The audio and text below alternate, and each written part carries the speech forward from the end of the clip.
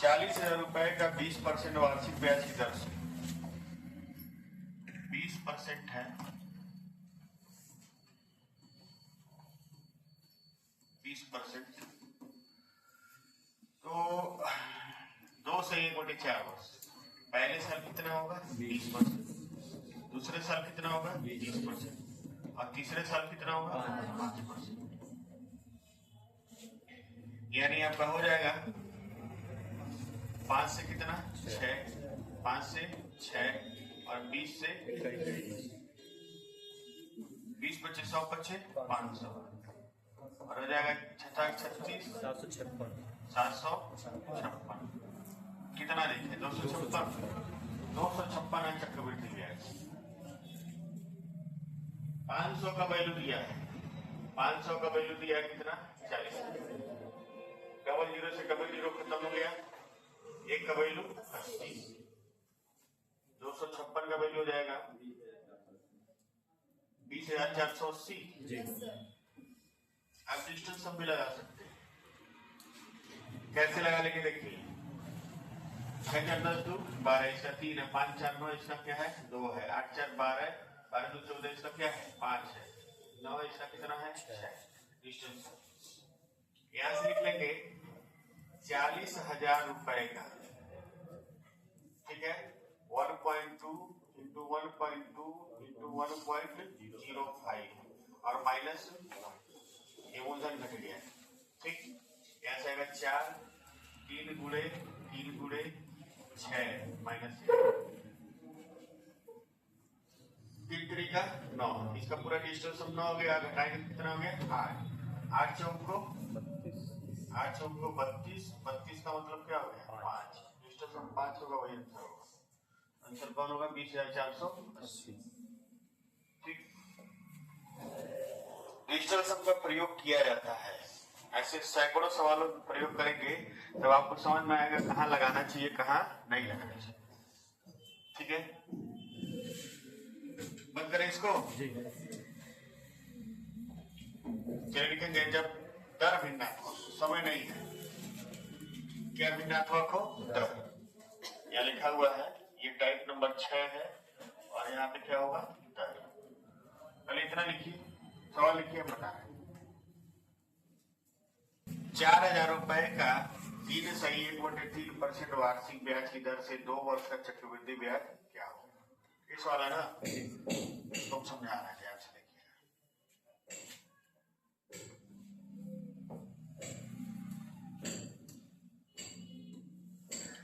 सबसे पहले आपका दिया है दर, दर कितना दिया है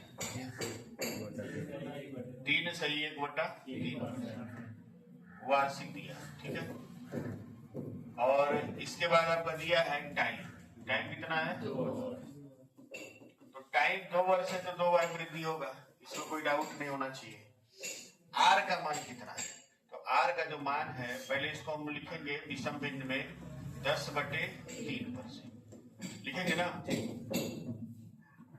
अब देखिए 10/3 है तो इसको ऐसे लिखा जाता है, हम लोग जो बेसिक फार्मूला है उसको लिखते हैं 1 + r/100 लिखते हैं ना, और इस पे पावर क्या लिखते हैं m।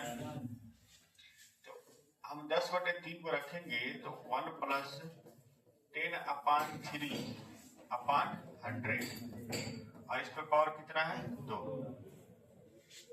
ठीक। अब ये 3 नीचे चला जाएगा, ये हो जाएगा 1 + 10/300, ये 3 नीचे जाके क्या बनाएगा 300, और जब इसको जोड़ेंगे तो 300 एकम 300 और 10 310, ये हमारा हो जाएगा 310 पर घात, ऐसा में 310/300 और इस पर घात कितना हो जाएगा 2, यानी 310/300 गुणे 310/300 ऐसे आएगा, ठीक। एक चीज और समझा रहे हैं आपको,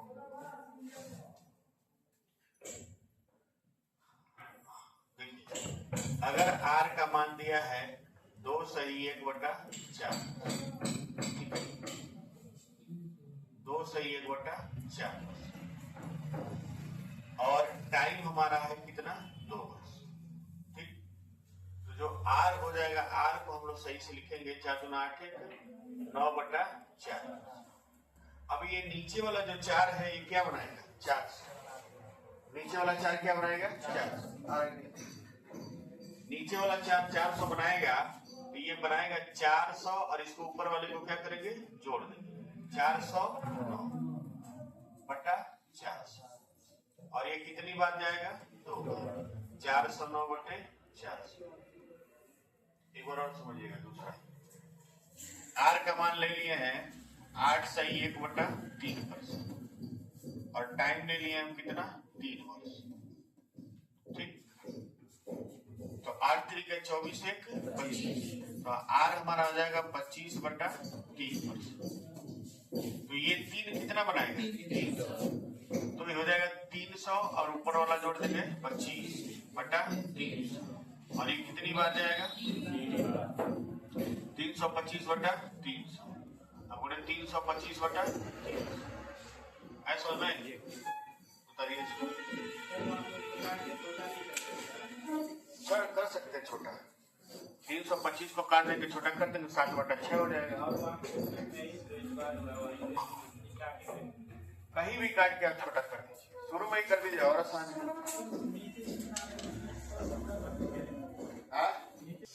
4,000 रुपए का 3 सही 1/3% वार्षिक ब्याज की दर से 2 वर्ष का चक्रवृद्धि ब्याज क्या होगा। देखिए 4,000 रुपए का 3 से, देखिए 3 सही 1/3% यानी 10/3%। इसका मतलब हो जाएगा 310/300 और 310/300 ये होगा ना। कितने साल के लिए है 2 साल, 310/300 पूरे 310/300। अब आप कहेंगे कि हम लगा दें डिजिटल सम, तो नीचे 9 आ रहा है, लगाएंगे फंसे।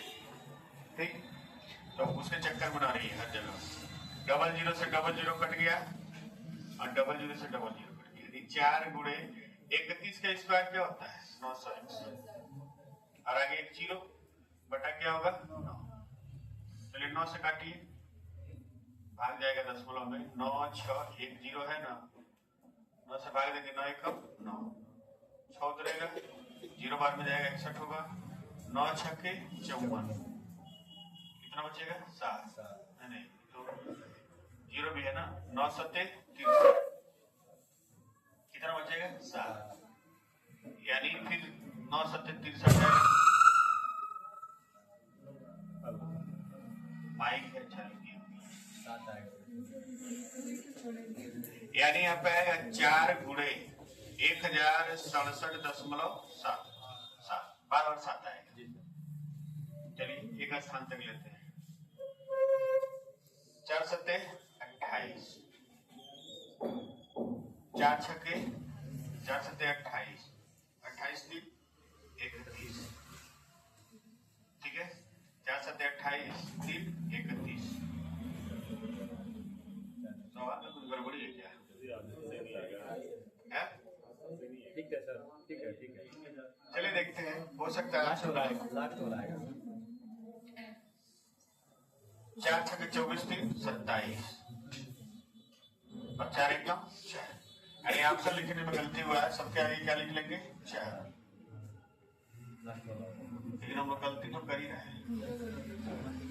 ये जो हमारा आया है ये विसर्जन आया है ना, हमारा क्या है विसर्जन, इसमें से मूलधन हम क्या घटा देंगे 4,000 घटाएंगे तो आ जाएगा 271.1, यानी हमारा लास्ट वाला क्या है सही है। विसर्जन में से मूलधन को घटाना भी तो पड़ेगा, तब जाकर ब्याज करता है।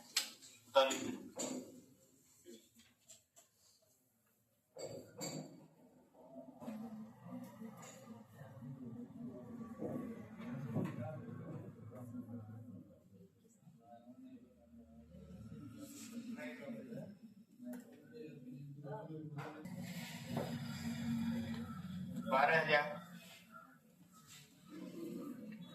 कितना आ जाएगा, 2 से 2/1/9/4 जी 2/1/4% बराबर हो जाएगा 9/4 कितना होगा 409 409/400 गुणे 409/400 और अगर हम इसमें से मूलधन को क्या करें घटा दें मूलधन को क्या करें घटा दें वैध निकल जाएगा। अब तो नीचे आ नहीं रहा है 9 क्या हुआ यहाँ भी 400 होगा ना हाँ यहाँ भी 400 होगा। अब तो नीचे 9 या 6 3 नहीं आ रहा है डिजिटल सम लगा सकते हैं लगाइए यहाँ 3 गुणे देखिए 9 से 9 कट जाएगा 4 चौको 16 16 का मतलब 4 नीचे 4 चौको 16 मतलब 7 गुणे 4 करेंगे तो ऊपर भी 4 होगा ऊपर क्या आ जाएगा 1 का मतलब नीचे 0 यानी 3 गुणे 0 का मतलब 9 9 का मतलब डिजिटल सम 9 किसका है देखिए 6 3 9 7 5 12 12 5 17 इसका 8 5 4 9 7 5 12 12 6 18 इसका क्या है 9 ये उत्तर होगा 546.075 7 2 9 6 5 11 5 16 इसका 7 ये नहीं होगा 7 5 12 12 6 18 खत्म 5 1 6 ये भी नहीं होगा 546.075 आएगा। यहाँ पर आप डिजिटल सम से लगा लेंगे क्योंकि नीचे 9 नहीं आ रहा है जिनको नहीं समझ में आ रहा है वो डिजिटल सम दोबारा जाकर पढ़े ठीक। इसके बाद भी एक क्वेश्चन है ना ठीक है आंसर 10,000 रुपए का इतने % वार्षिक ब्याज की दर से 3 वर्ष का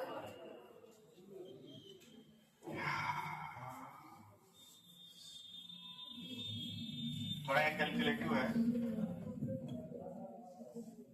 10,000 रुपए का 25/3 होगा ना 325/300 325/300 325/300 7/6 आएगा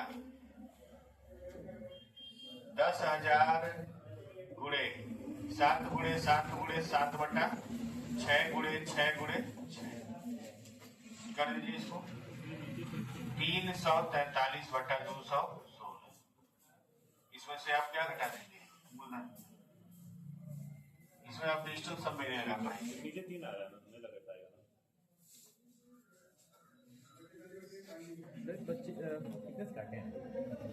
25 से काट दिए हैं ये 6 नहीं आएगा 13 है ना सब 13 13/12 13/12 और 13/12 कितना है 10,000 गुणे 13 का क्यूब क्या होता है 91 12 का क्यूब 1728 चलिए इसको गुणा भाग करेंगे आ जाएगा आपका 2714.1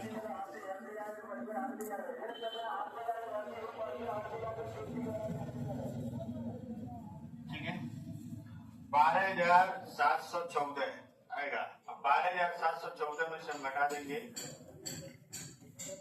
10,000 मूलधन को ये हमारा हो जाएगा 2,714 ये हमारा हो जाएगा।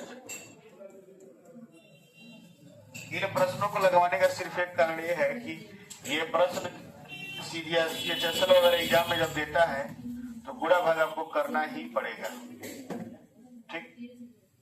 हालांकि अब पहले से कम आना शुरू हो गया है अब नहीं उतना आता है लेकिन प्रश्न है तो आ भी सकता है ठीक लगा लीजिए उसको।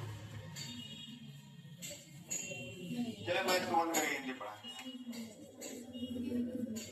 25 कैसे